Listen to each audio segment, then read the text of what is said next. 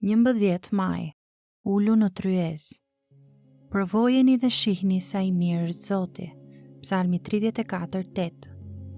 Për ty që thua se nuk e ke shijuar kurrë lavdinë e Perëndisë, po të them se ke shijuar shumë nga mezet e tij. A e ke hedhur ndonjëherë vështrimin larg në qiell? A të kanë përqafuar ndonjëherë? A je ulur ndonjëherë para një zjarri të ngrohtë? A ke ecur ndonjëherë në pyll? A je ulur buzë një liçeni? A je rehatuar ndonjëherë në një lëkundës? A ke pirë ndonjëherë pijen tënde të parapëlqyer në një ditë të nxehtë vere, apo ke ngrënë ndonjë gjë të shijshme? Çdo dëshirë është një joshje e devotshme ose e shtrembëruar për lavdinë e qiellit. Ti thua se nuk e ke shijuar lavdinë e Perëndisë, po të them, ti ke shijuar mezet e tij. Ulu në tryezë, shko te vetë Perëndia. Ti ke parë hijet, shiko thelbin.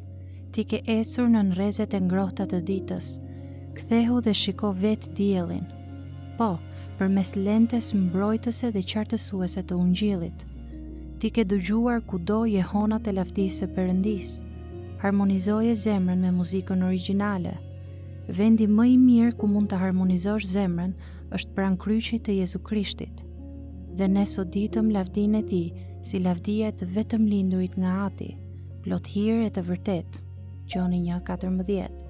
Nëse dëshiron të shohësh shfaqjen më të përmbledhur të lavdisë së Perëndisë, shih Jezusin në Ungjill. Shiko sidomos kryqin.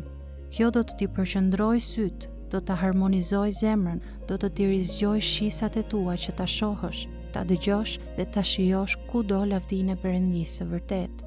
Për këtë u krijove, po të përgjërohem. Mos e hidh jetën tënde tej në përhije. Perëndia të bëri që ta shohësh dhe ta shijosh lavdinë e tij. Ndiqe këtë gjë me gjithë zemrën tënde dhe mbi gjithçka tjetër. Tashmë I ke shijuar mezet. Tani shko dhe ulu në tryezën e banketit.